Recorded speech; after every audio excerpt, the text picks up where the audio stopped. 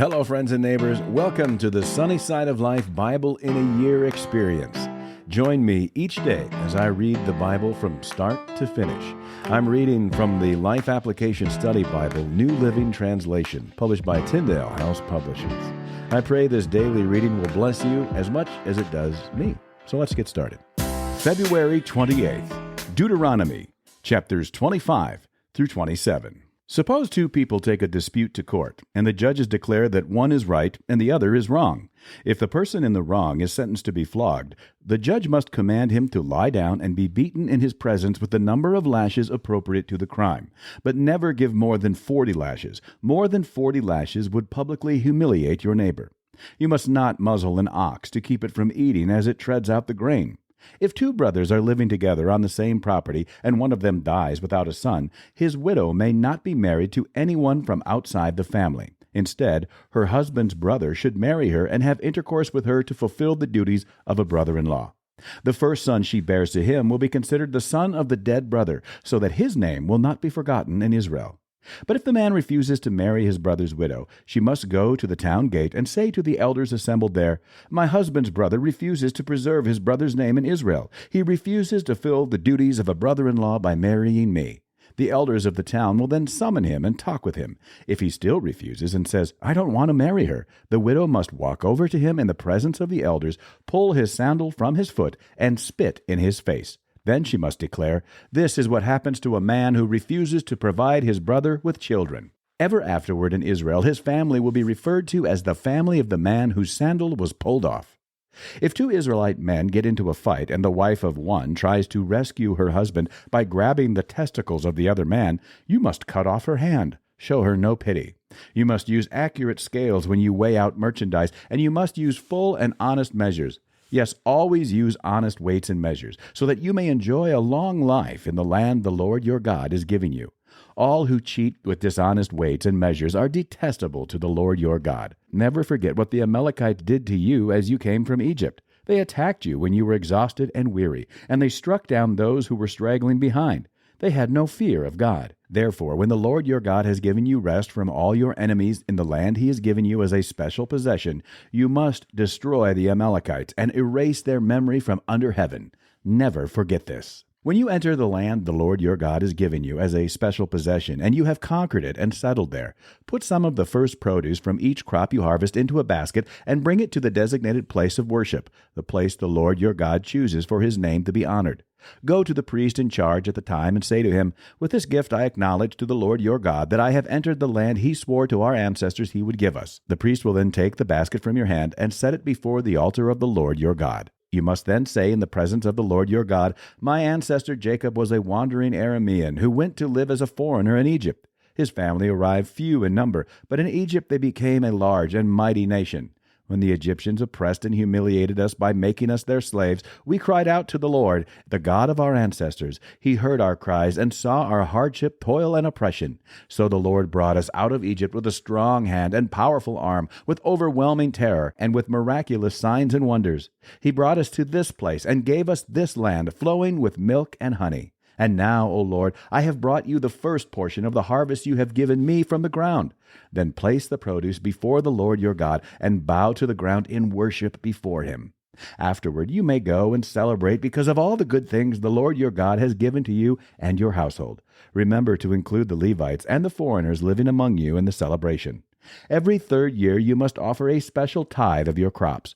In this year of the special tithe, you must give your tithes to the Levites, foreigners, orphans, and widows, so that they will have enough to eat in your towns. Then you must declare in the presence of the Lord your God, "I have taken the sacred gift from my house and given it to the Levites, foreigners, orphans, and widows, just as you commanded me. I have not violated or forgotten any of your commands. I have not eaten any of it while in mourning. I have not handled it while I was ceremonially unclean, and I have not offered any of it to the dead. I have obeyed the Lord my God and have done everything you commanded me. Now look down from your holy dwelling place in heaven and bless your people Israel and the land you swore to our ancestors to give us, a land flowing with milk and honey." Today the Lord your God has commanded you to obey all these decrees and regulations. So be careful to obey them wholeheartedly. You have declared today that the Lord is your God, and you have promised to walk in His ways and to obey His decrees, commands, and regulations, and to do everything He tells you. The Lord has declared today that you are His people, His own special treasure, just as He promised, and that you must obey all His commands. And if you do, He will set you high above all the other nations He has made. Then you will receive praise, honor, and renown. You will be a nation that is holy to the Lord your God, just as He promised. Then Moses and the leaders of Israel gave this charge to the people. Obey all these commands that I am giving you today. When you cross the Jordan River and enter the land the Lord your God has given you, set up some large stones and coat them with plaster. Write this whole body of instruction on them when you cross the river to enter the land the Lord your God has given you, a land flowing with milk and honey, just as the Lord, the God of your ancestors, promised you. When you cross the Jordan, set up these stones at Mount Ebal and coat them with plaster, as I am commanding you today. Then build an altar there to the Lord your God using natural, uncut stones. You must not shape the stones with an iron tool. Build the altar of uncut stones and use it to offer burnt offerings to the Lord your God. Also, sacrifice peace offerings on it and celebrate by feasting there before the Lord your God. You must clearly write all these instructions on the stones coated with plaster. Then Moses and the Levitical priests addressed all Israel as follows: O Israel, be quiet and listen. Today you have become the people of the Lord your God, so you must obey the Lord your God by keeping all these commands and decrees that I am giving you today. That same day Moses also gave this charge to the people. When you cross the Jordan River, the tribes of Simeon, Levi, Judah, Issachar, Joseph, and Benjamin must stand on Mount Gerizim to proclaim a blessing over the people. And the tribes of Reuben, Gad, Asher, Zebulun, Dan, and Naphtali must stand on Mount Ebal to proclaim a curse. Then the Levites will shout to all the people of Israel, "Cursed is anyone who carves or casts an idol and secretly sets it up. These idols, the work of craftsmen, are detestable to the Lord." And all the people will reply, Amen. "Cursed is anyone who dishonors father or mother," and all the people will reply, Amen. "Cursed is anyone who steals property from a neighbor by moving a boundary marker," and all the people will reply, Amen. "Cursed is anyone who leads a blind person astray on the road," and all the people will reply, Amen.